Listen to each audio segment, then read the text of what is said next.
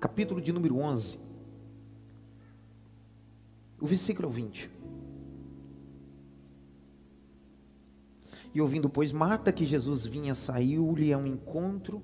Maria, porém, ficou assentada em casa. E disse, pois, Marta a Jesus: Senhor,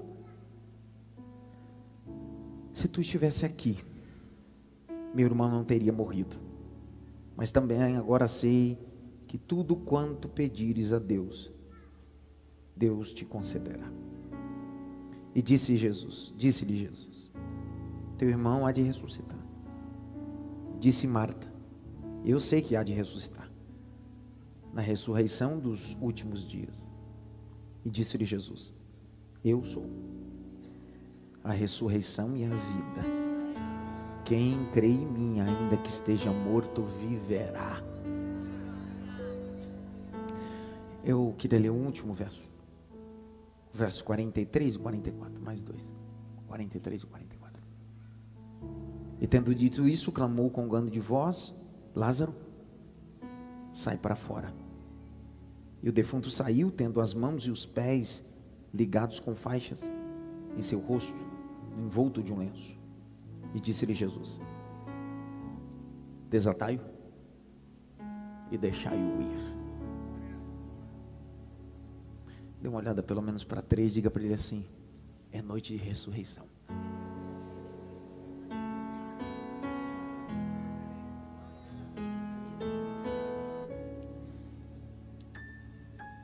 A teologia joanina, que assim é chamada teologia do apóstolo João,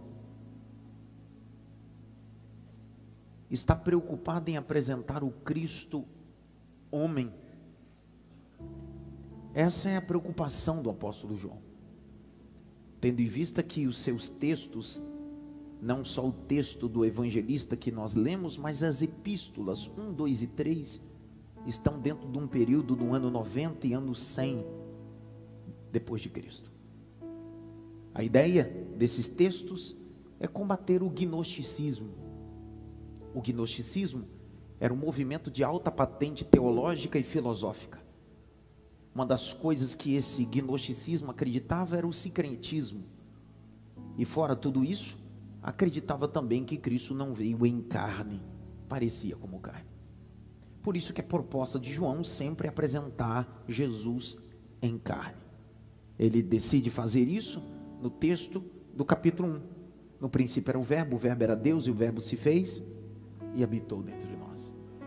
Ele decide repetir isso em sua primeira epístola, dizendo que aquele que não crê que Cristo veio em carne, esse cometeu tropeço sobre a regra de fé. Por isso que João não está preocupado em milagres, ainda que ele relate dentro dos seus capítulos e textos 7 milagres. De 35 milagres que Jesus operou, João faz questão de relatar 7, e desses 7, ele relata um inédito. Mateus não relata a ressurreição de Lázaro. Marcos não relata a ressurreição de Lázaro. Lucas, dentro das suas pesquisas, porque ele é pós-Cristo e pós os primeiros apóstolos, não relata a ressurreição de Lázaro. Só João. Se João não tem importância de relatar sobre milagre, então por que ele relata um milagre inédito? Porque João não está preocupado com o milagre, ele está preocupado com o relacionamento. Ele só relata esse milagre porque a pessoa que recebe o milagre da ressurreição não é um apóstolo, não é um pregador, não é um profeta, não é um evangelista. Ele era amigo de Jesus. Esse é o título que a Bíblia vai chamar: Lázaro, amigo. Eu poderia perder todos os meus títulos acadêmicos e eclesiásticos, trocaria todos esses meus títulos por um único título: amigo de Jesus. Numa busca desenfreada que vivemos na pós-modernidade, as pessoas estão atrás de muitas coisas e se esquecem que a melhor coisa que temos é ser amigo de Jesus Cristo. Alguns historiadores vão dizer, e eu tive a oportunidade de ir nessa aldeia, porque não era uma cidade, aldeia, Betânia, 17 quilômetros de Jerusalém, era perto, do ladinho. Todas as vezes que Jesus tinha necessidade de descansar, se alimentar e estar dentro do ambiente de afetividade, ele ia para Betânia. Por que em Betânia? Porque não só Lázaro era amigo, mas a casa de Lázaro se tornou amigo de Cristo. Quem aqui não se lembra que uma das feitas importantes é quando Jesus entra em Jerusalém, a entrada triunfal, e quando ele faz essa entrada em cima de um jumentinho para cumprir Zacarias, o texto diz que quando ele entra no templo, estão negociando, vendendo. Se você pegar os textos sinóticos, sinótico é na mesma perspectiva. Dentro dos 4 livros que compõem o Evangelho, 3 são chamados de sinóticos: Mateus, Marcos e Lucas. Se você pegar esses 3 textos, você vai perceber que quando Jesus entrou no templo, ele não chutou nada, não derrubou nada. A primeira coisa que ele fez foi ir para Betânia, 17 quilômetros. Aquela noite ele passou na casa dos amigos, refletindo tudo o que estava acontecendo em Jerusalém. Naquele dia, ele ficou com Marta, Maria e Lázaro. No outro dia ele sai com fome a uma figueira, ele amaldiçoa a figueira e entra em Jerusalém. Começa a expulsar os cambistas. O que Jesus está ensinando é, antes de tomar uma decisão muito difícil, procure a casa dos amigos verdadeiros. É isso que Jesus está fazendo. Quem aqui não se lembra do texto de Lucas capítulo 10, sobre um fato sobre a casa desses amigos em Betânia? Jesus era o tipo do amigo crente de verdade, só chega na hora do almoço e na hora da janta. É o texto que vai dizer. O texto diz: e chegando Jesus, a Marta correu para a cozinha. É só pensar, Jesus chegar sozinho, é só colocar um copo americano de água no feijão, tá ok. Mas chega Jesus e 12. É crente, crente nunca anda sozinho, sempre anda em tribo. E quando chega diz assim, cabe mais um nada, 12, 15, 20. O texto diz que há um alvoroço. E esse texto vai me chamar, vai encher meu coração. Porque a Marta está na cozinha, Maria está aos pés de Jesus. E o texto diz que Marta invade a sala e diz assim, pede para ela me ajudar. Jesus disse, deixa ela aqui, continua fazendo o que você está fazendo. Essa é a casa, esse é o ambiente de amigos verdadeiros. Eu não sei você, mas eu fico trabalhando na minha mente essa casa de amigos. Lázaro tinha vizinhos, aldeia, cidade pequena. Dá para imaginar? O mesmo Cristo que cura, o mesmo Cristo que liberta, vai dormir na casa de Lázaro. Dá para imaginar o alvoroço que era em Betânia quando Jesus chegava? Ele não chegava para curar, ele chegava para descansar. Ele não chegava para libertar, ele chegava para dialogar na casa dos amigos.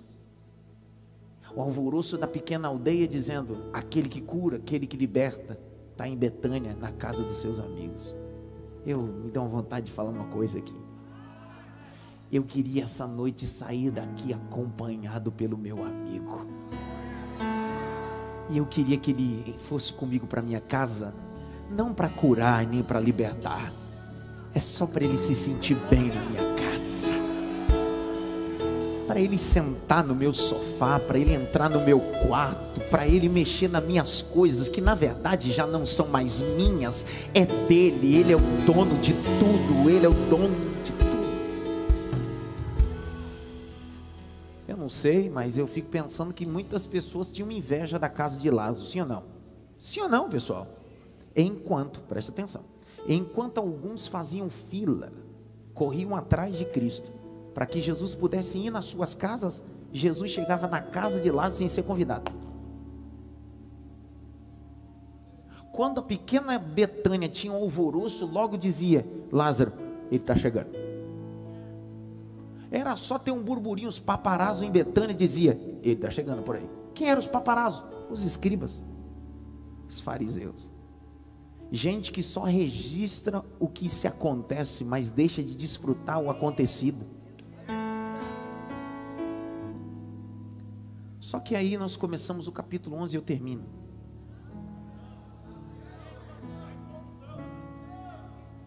Dá uma olhadinha pelo menos para 3 e diz assim: se você dormir, eu vou puxar seu cabelo.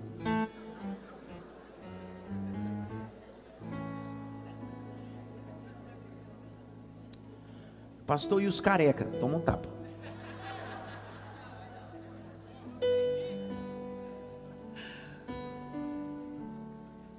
Eu acabei de desenhar um pano de fundo, coloquei para você uma tela e fiz um fundo numa tela.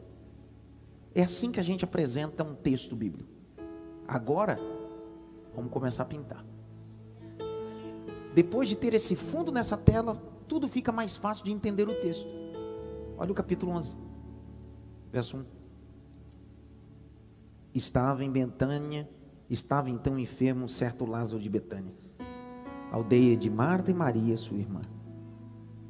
Maria era aquela que tinha ungido o Senhor com unguento e lhe tinha enxugado os pés com os cabelos, cujo irmão Lázaro estava enfermo. E mandou-lhe, pois, sua irmã dizer ao Senhor: eis que está enfermo aquele a quem o Senhor ama. Veja o grau de relacionamento que eles tinham. Você consegue ver nesse texto? Elas nunca receberam Jesus para cura, para libertação, para milagre. Elas só recebiam Jesus.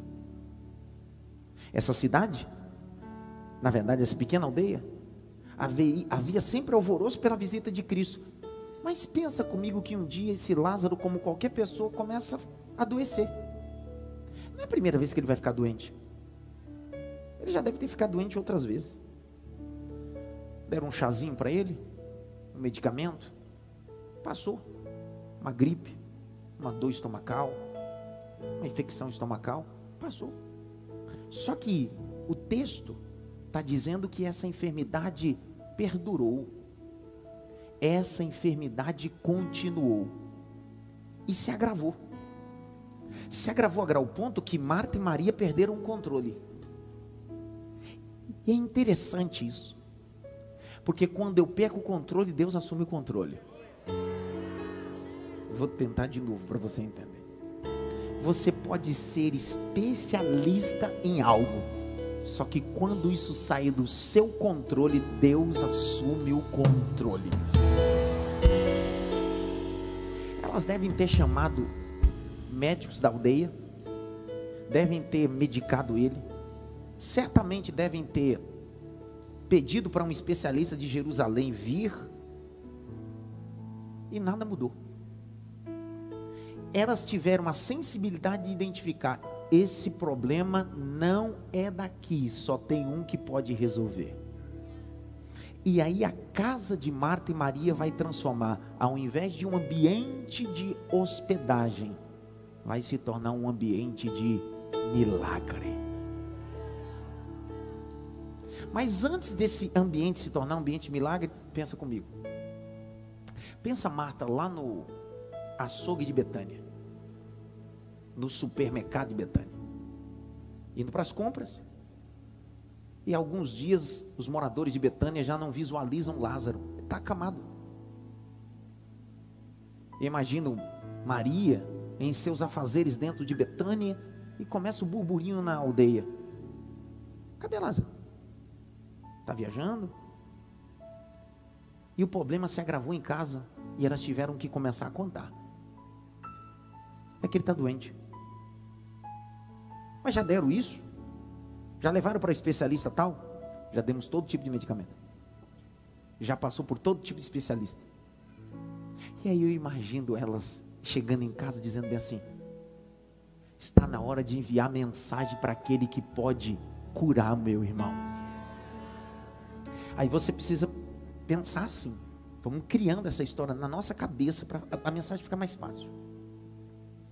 Elas chamam um mensageiro e diz assim: Jesus está em tal lugar geográfico, vai lá atrás dele e diz para ele vir aqui.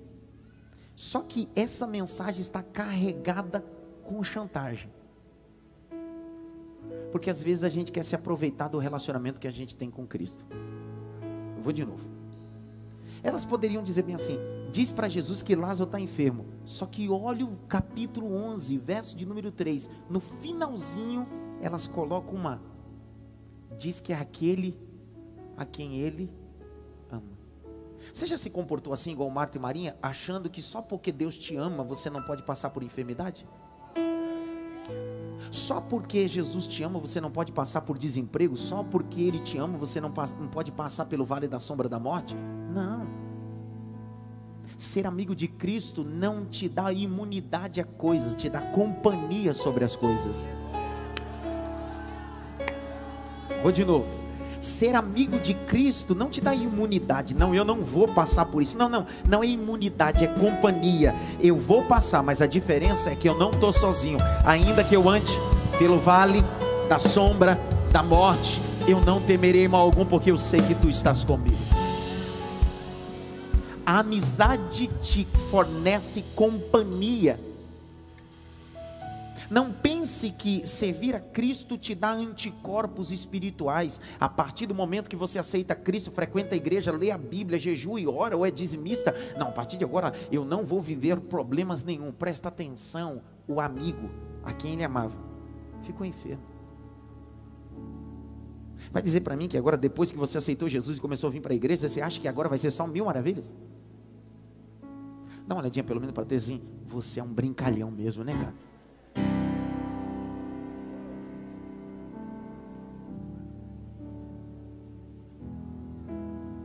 A vida cristã é uma caminhada pedagógica. A vida cristã é uma caminhada pedagógica. Se eu caminho e não aprendo, não é no caminho do cristianismo que eu preciso ir. O cristianismo é muito mais do que uma caminhada, é um ensinamento. Só que eu gosto do capítulo 11, porque Jesus recebe o verso 3, o mensageiro dizendo, aquele a quem tu amas. Jesus poderia largar tudo, primeiro porque você não vai ter nenhum relato bíblico que essa casa, Marta ou Maria, solicitaram alguma coisa. Em todo momento Jesus está na casa desse povo comendo, se hospedando. A Marta sabia o tipo de comida que Jesus gostava de comer. Era a Marta que forrava a cama para Jesus dormir.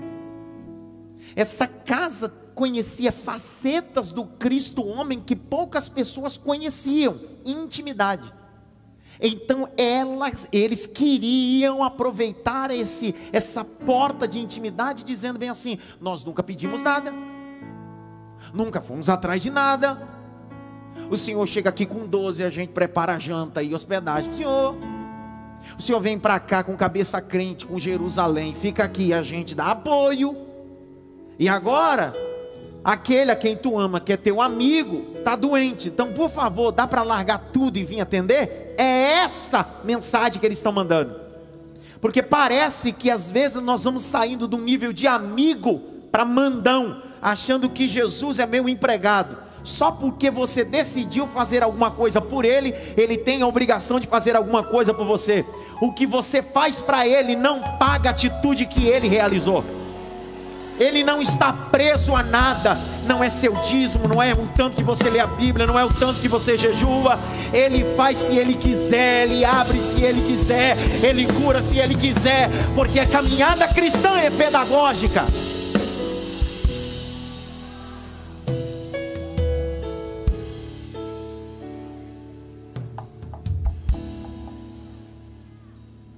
Jesus vai desconstruir a ideia humanista, triunfalista, positivista da pós-modernidade, que diz, você se esforce e Jesus faz por você. Não é assim que nós somos ensinados, sim ou não? Se esforce que Jesus faz por você. Então, peraí, quer dizer que é moeda de troca? Não. Jesus está em Jericó, um chefe dos publicanos sobe numa figueira para ver quem é Jesus. Lembram disso ou não? Jesus entrou na casa dele. A pergunta que não quer calar, por que Jesus entrou na casa dele? Porque ele subiu na figueira? Porque ele se antecipou? Isso pode ter jurisprudência ou importância profética. Entretanto, Jesus vai deixar bem claro, eu não estou indo na tua casa porque você subiu na figueira. Eu não estou subindo na sua casa porque você se adiantou. Olha o capítulo 19, verso de número 5 a seguir. Jesus disse, desce depressa porque hoje me convém pousar na sua casa. Jesus está dizendo, não é mérito do seu esforço, é a manifestação da minha graça. Ih, vai de novo. Então deixa eu te falar uma coisa aqui, para você tirar esse jargão bem penteca da tua língua. Tudo que aconteceu na tua vida não foi o preço que você pagou, que você não pagou nada. Tudo que aconteceu na tua vida foi o preço que Ele pagou na cruz. Quem pagou o preço foi Ele, não foi você. Levante a mão direita assim bem alto. Bata pelo menos em 3 mãos assim. É graça, meu irmão, é graça. Graça.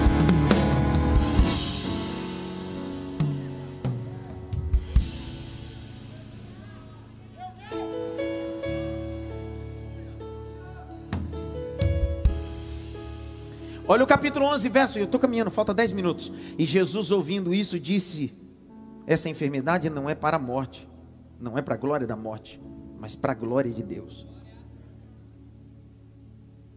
para que o Filho de Deus seja glorificado. Presta atenção. Sabe qual é o grande problema de ser amigo? Porque só amigo é tão íntimo, para que o amigo verdadeiro Jesus utilize você como instrumento da sua glória. Vou simplificar. Quando a notícia chega, Jesus olha para os discípulos assim: fica tranquilo, daqui em diante tudo que vocês ouvirem, nada vai ser perca do controle. Eu sou o Senhor desse controle. Aí a gente acha que Jesus vai largar tudo. Grite bem alto: Jesus vai largar tudo. Porque a gente acha que só porque a gente vem nos cultos de terça, vem lá da zona sul, do interior, ou vem direto do trabalho. Cara, eu vim direto do trabalho, então Jesus tem obrigação de me curar, Jesus tem obrigação de fazer. É isso que a gente vai fazendo. Porque quando a gente vai orar, a gente vai orando sobre meritocracia. A gente vai dizendo: Senhor, o Senhor sabe que eu faço, o Senhor sabe que eu poderia estar em outro lugar, mas estou na tua casa. E Jesus dizendo: faz mais do que sua obrigação.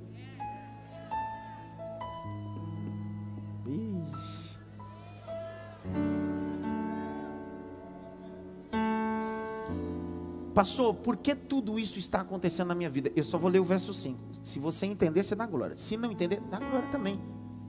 Porque isso aqui muda. Pastor, por que tudo isso está acontecendo? Porque as coisas acontecem avesso ao que eu esperava. Verso de número 5. Ora, Jesus amava Marta e sua irmã e a Lázaro.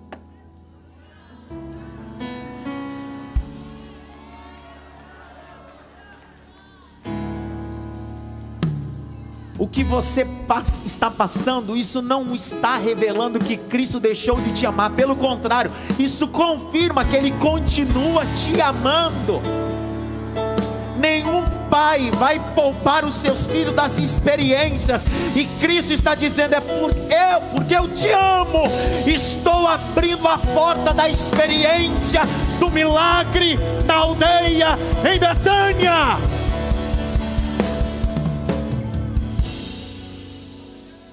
Eu te amo, Marta, eu te amo, Maria, eu te amo, Lázaro, mas é necessário passar.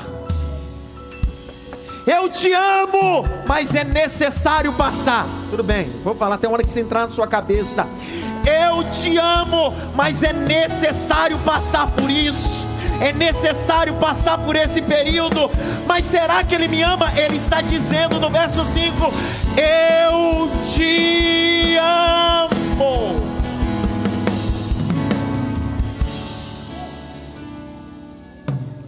Não duvide do amor dele para com você. O que as circunstâncias querem é enfraquecer a certeza que você tem que Ele te ama.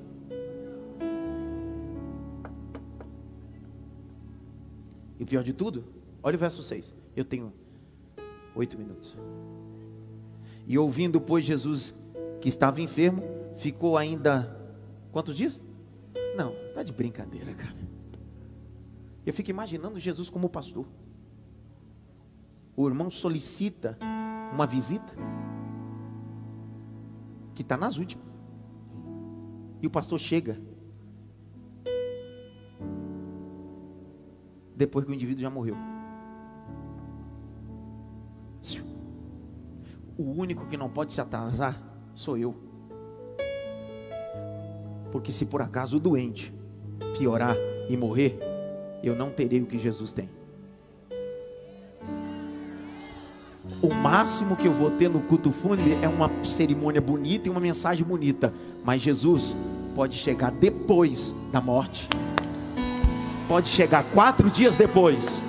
Porque quando ele chegar em Betânia, o que ele tem não é uma mensagem fúnebre. O que ele tem: Lázaro, sai para fora!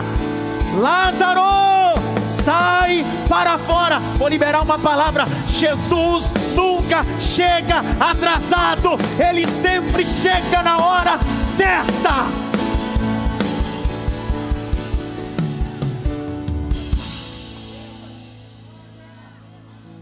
Quando o mensageiro chegou e comunicou a enfermidade de Lázaro, Jesus poderia largar tudo, sim ou não? Mas não largou. Decidiu ficar mais 2 dias. E deixou a situação se agravar, piorar. Olha para cá, nos meus olhos estão verdes agora. Que prazer é esse de fazer as circunstâncias piorarem?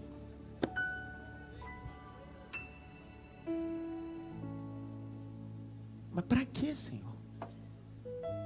Como é que o Senhor disse que me ama e era só vir aqui e colocar a mão? O Senhor deixou acontecer isso? Esse é o problema. Jesus nunca operou nenhum milagre na casa de Lázaro. Era ambiente de amigos, pessoas que ele amava. Mas todo amigo tem aquela oração. Eu não sei você, mas a gente ora assim: Senhor, me dá uma experiência profunda contigo.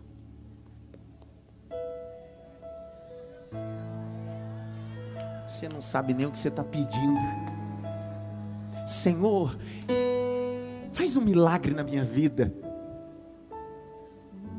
Senhor, eu quero viver coisas sobrenaturais. Como é que você pediu e na hora que Deus te colocou num ambiente você não quer viver?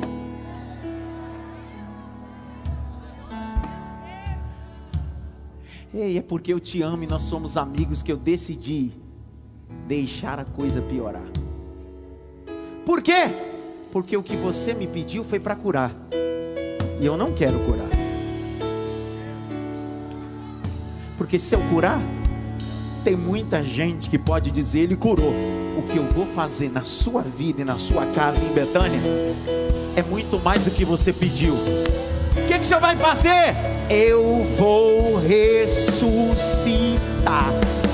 Levante as suas mãos para o alto.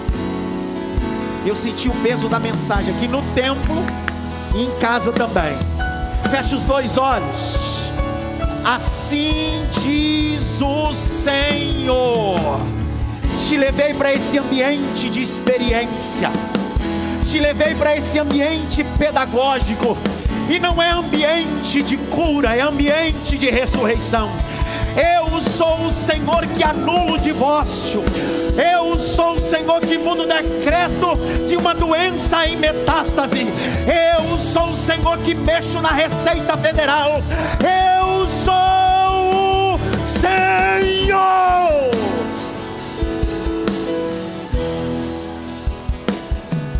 Ebaracharama.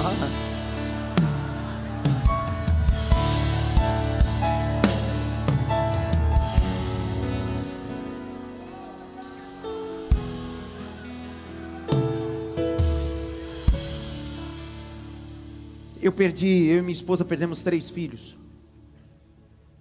nesses 15 anos que pastorei essa igreja.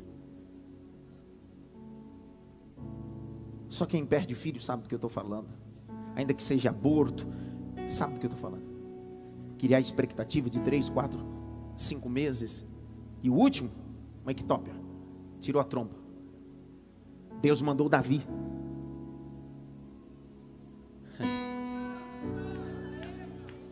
Pior de tudo não é isso. É que de repente o Davi pega uma infecção generalizada e vai parar na UTI. No dia do aniversário de 1 ano do Davi, Davi estava na UTI. Fala do médico? A sepse. Quem trabalha na área da saúde sabe do que eu estou falando. Já foram todo tipo de medicamento. E eu? Senhor, mas eu sou teu amigo.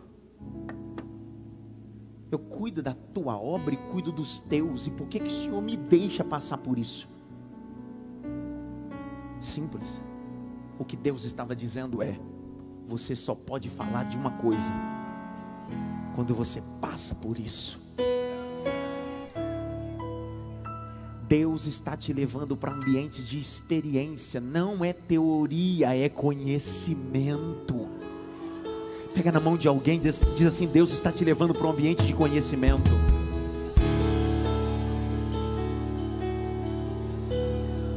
Eu tenho 6 minutos.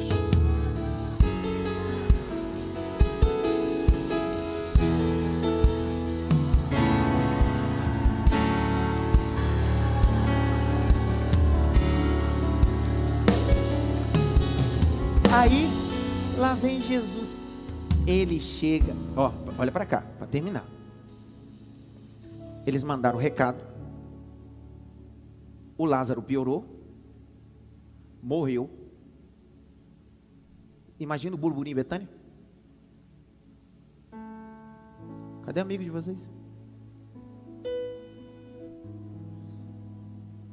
Cadê o amigo de vocês? Marta, você não fazia comida para ele? Ele não conseguiu nem vir aqui curar. Pior de tudo, que começa o culto fúnebre de Lázaro, e na aldeia de Betânia, uma entrada principal, e todo mundo dizendo: pelo menos para o culto fúnebre ele vai chegar. Acabou o culto fúnebre, nem para o culto fúnebre ele foi. Olha o burburinho em Betânia.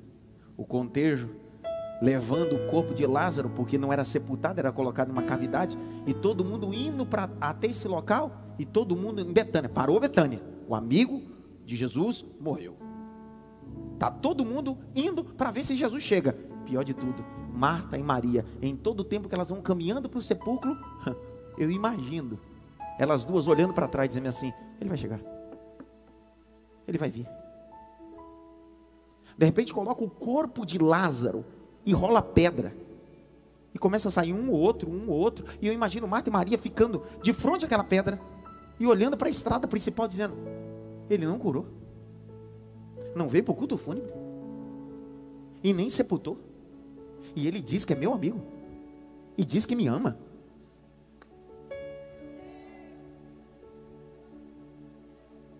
Elas voltam para casa. Só que de repente, quando parece ser o fim de tudo,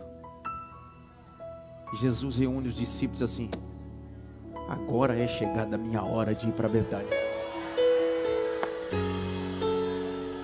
Aí os discípulos alvoroçados dizem: Senhor, mas ele está morto.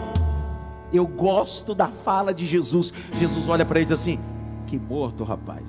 Ele está só dormindo, eu vou acordar ele agora. Olha o que Jesus está dizendo: para você é o fim, mas para mim é só eu balançar, eu acordo. Para você é morte, para mim é sono. Eu sou o Senhor da vida.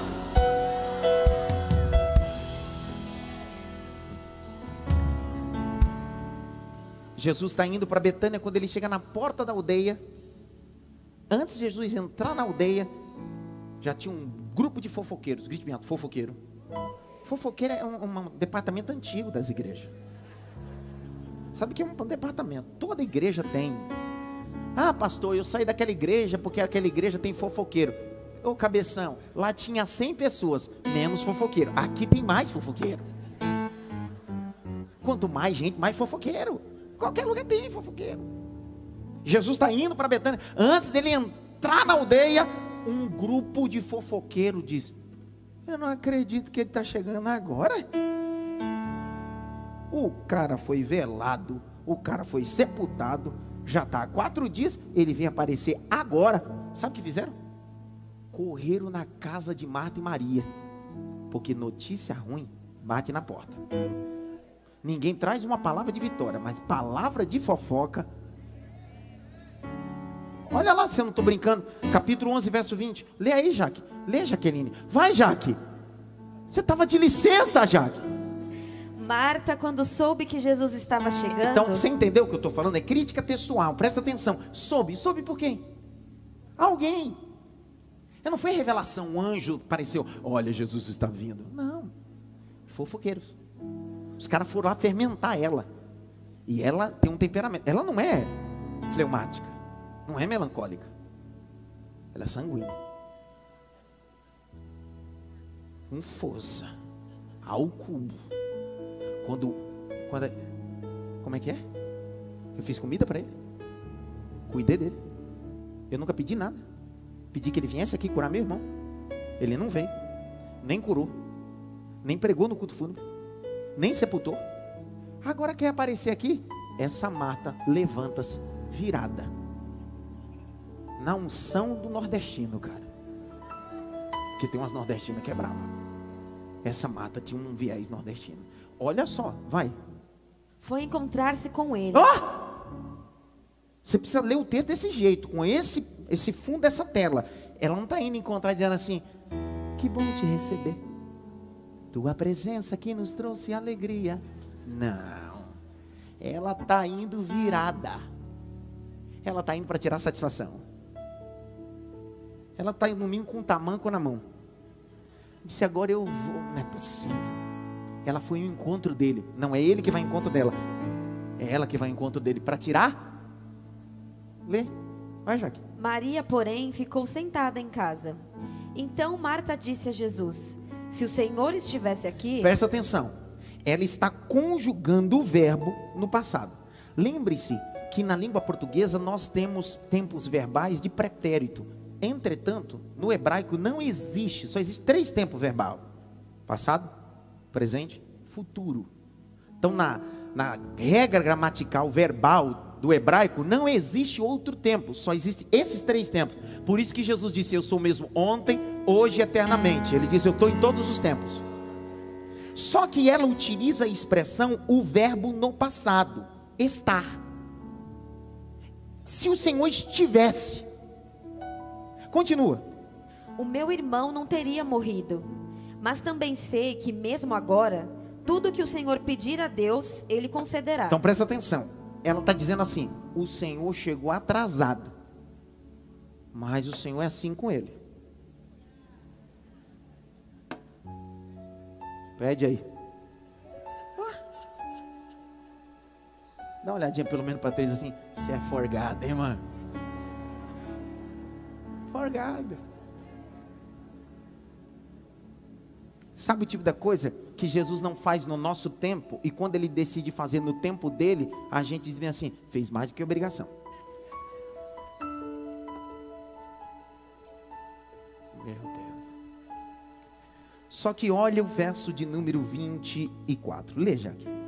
Ao que Marta respondeu: eu sei que ele há de ressurgir na ressurreição no último dia. Marta é teóloga agora. Especialidade dela? Escatologia. Pós em escatologia. A Marta agora quer dar uma de teóloga. Ela quer subir o nível da... Eu sei, no último dia. Por quê? Porque a regra básica judaica, todo mundo sabia da ressurreição. Só que Marta estava com a mentalidade da ressurreição lá. Você quer ver uma coisa? Abra comigo, por favor, Isaías. Abre Isaías. O que ela estava dizendo sobre essa ressurreição? Que ressurreição é essa? Isaías 26, 19. Olha que ressurreição era essa. Todo judeu sabia dessa escatologia da ressurreição dos mortos. Não dali, mas dos últimos dias. Ou do último dia. Lê, Jaque. Os teus mortos e também o meu cadáver viverão e ressuscitarão. Despertem e cantem de alegria, vocês que habitam no pó. Porque o teu orvalho, ó Deus, será como o orvalho de vida, e a terra dará à luz os seus mortos. Agora abra Daniel capítulo 12, verso 2. Essa era a teologia da escatologia do judeu. Todos eles sabiam que no último dia seriam ressuscitados. Continua, leia. Muitos dos que dormem no pó da terra ressuscitarão, uns para a vida eterna, outros para a vergonha e horror eterno. Então perceba que Marta está dizendo: Senhor, o negócio é o seguinte, o Senhor chegou já atrasado, eu conjuguei o verbo do passado. Se o Senhor estivesse aqui, daqui a pouco agora ela abre uma lacuna e diz bem assim: eu sei que meu irmão vai ressuscitar, mas não é agora, é lá no último dia. Só que Jesus está dizendo: já que você acha que eu cheguei atrasado, verbo do passado, e eu sou Deus do futuro, eu vou te apresentar uma coisa. Se não der glória, agora eu te pego.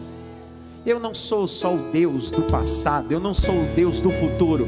Aí ele decide conjugar o verbo no presente. 25. E disse-lhe Jesus: eu sou a ressurreição e a vida.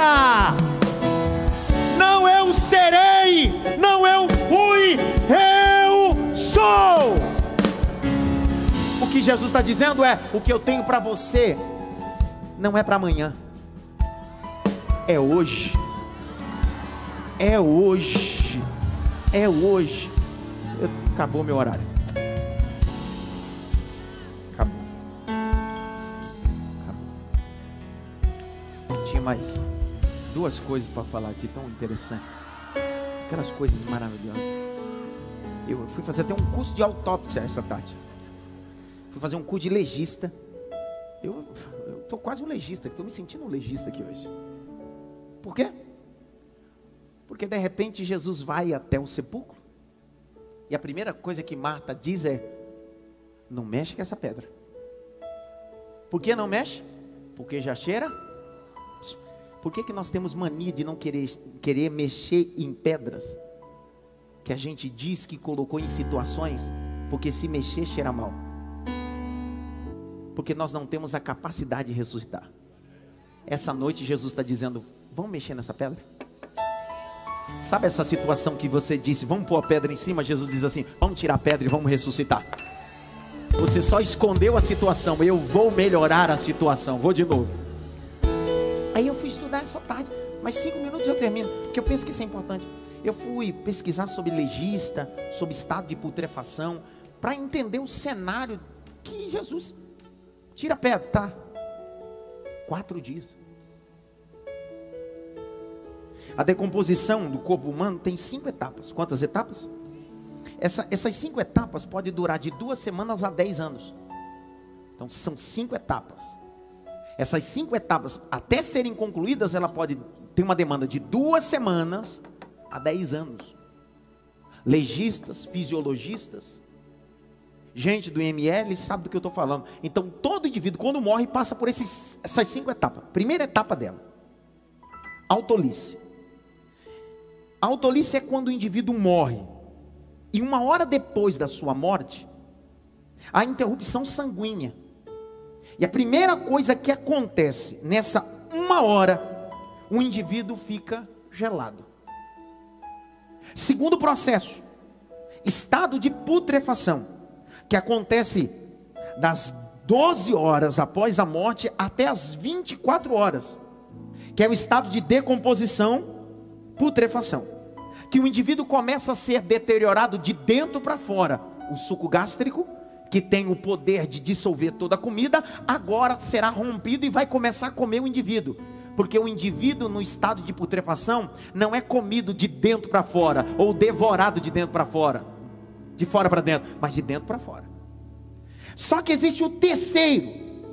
A colonização é de 24 horas a 48 horas. Marcas, as lavras, sabe o indivíduo onde vai ser sepultado? As moscas, os vermes vêm e começam a comer. No processo da estado de putrefação, que é o segundo nível, o indivíduo, as suas artérias começam a se romper, o fígado se decompõe, os órgãos vitais começam a viver esse processo. Só que o terceiro nível, o indivíduo começa a ser comido por aquilo que vem do lado de fora. O quinto e último nível é do esqueleto, mas isso pode demorar 10 anos. Dentro desses 5 processos, o Lázaro está no terceiro.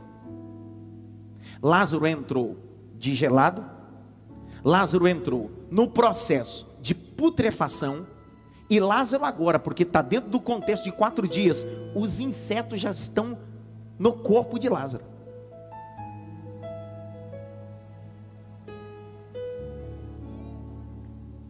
As artérias estão rompidas, o corpo em estado de putrefação, e lá vem Jesus.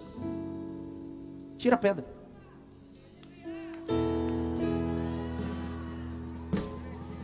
Ele não está só gelado, ele não está só esverdeado, ele está no processo de putrefação, ele já está sendo comido de dentro para fora, e agora está no terceiro processo. Agora os insetos e as moscas estão sobre ele, as artérias rompidas, o fígado em decomposição, e lá vem Jesus. Amigo!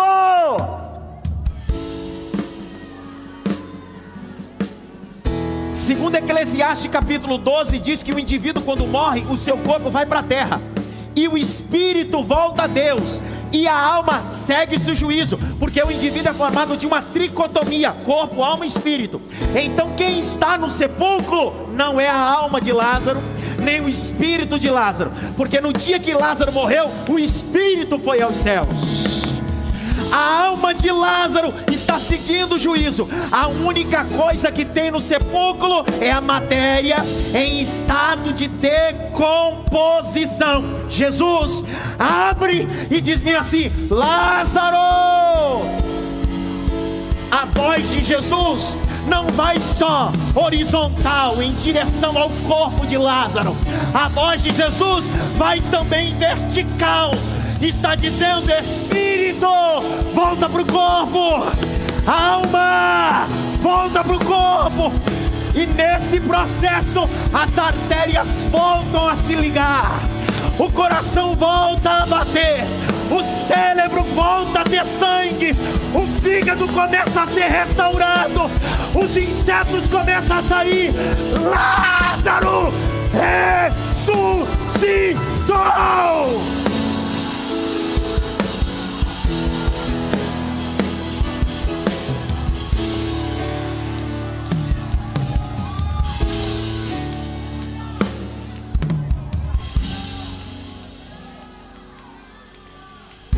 Nenhum legista pode explicar. CVO não dá para explicar. Coveiro não dá para explicar. IML não dá para explicar. A USP não explica. O Mackenzie não explica. A PUC não explica. Quem é que pode explicar? Ninguém. Por isso que é milagre. Por isso que é milagre.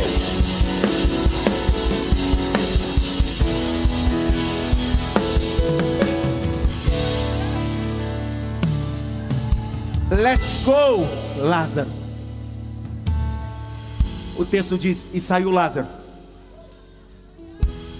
tendo os olhos em faixa, tendo a mão em faixas, tendo os pés em faixa.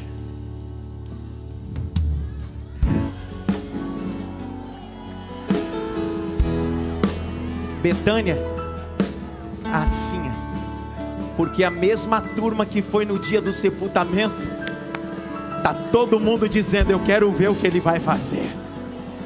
Só que Jesus está dizendo: eu não quero curar o meu amigo, eu quero ressuscitar o meu amigo.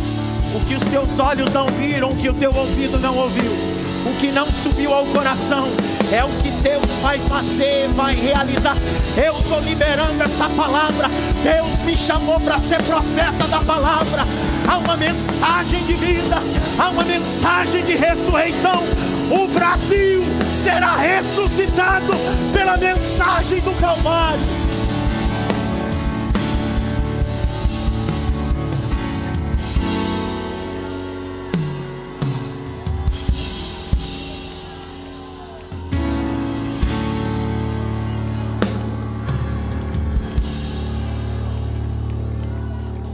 O milagre que Cristo operou não anula a missão da igreja. Eu termino aqui. O milagre que Cristo operou em Betânia, em Lázaro, não anula a missão da igreja. Jesus ressuscita, mas quem desata os nós de Lázaro?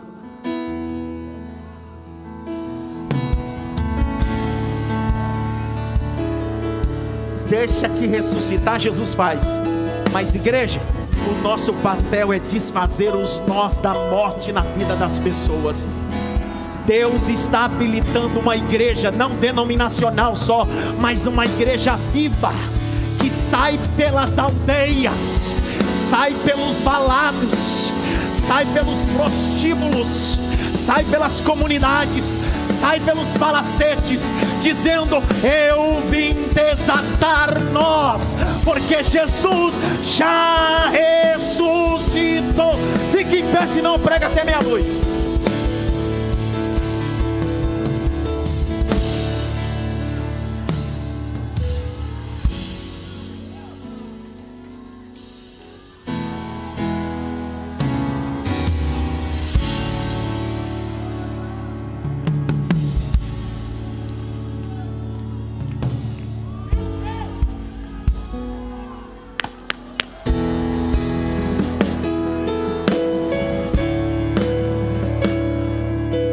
Jesus tivesse atendido o pedido de Marta e Maria, só Betânia seria atraído para a cura que Jesus ia ressuscitar. Por isso que ele disse: o que eu vou fazer vai atrair pessoas de tudo que é lugar. Você não é meu amigo? Então me deixa eu usar nosso relacionamento para ganhar pessoas. Sabe o que o diabo queria? Queria que Lázaro não estivesse nisso. Nem vou ler. João 12. Põe na tela.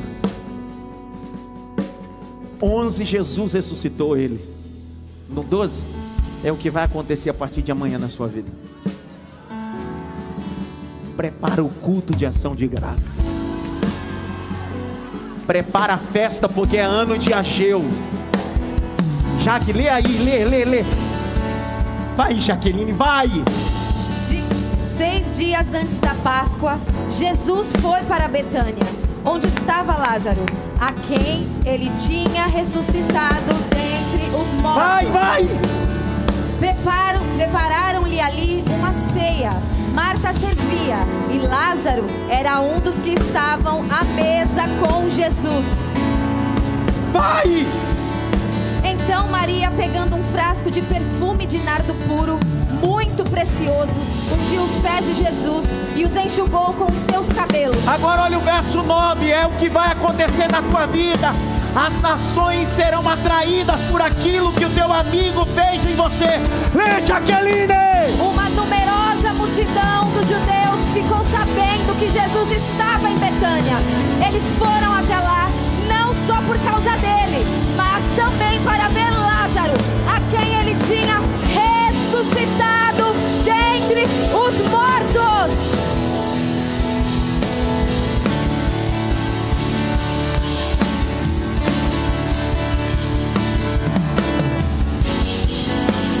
Tem gente que vem na cidade de Matos por duas motivações. Primeira dela, está escrito, por Jesus. E outra, só para ver o que Jesus tem feito através de você. Grite bem alto, ressurreição.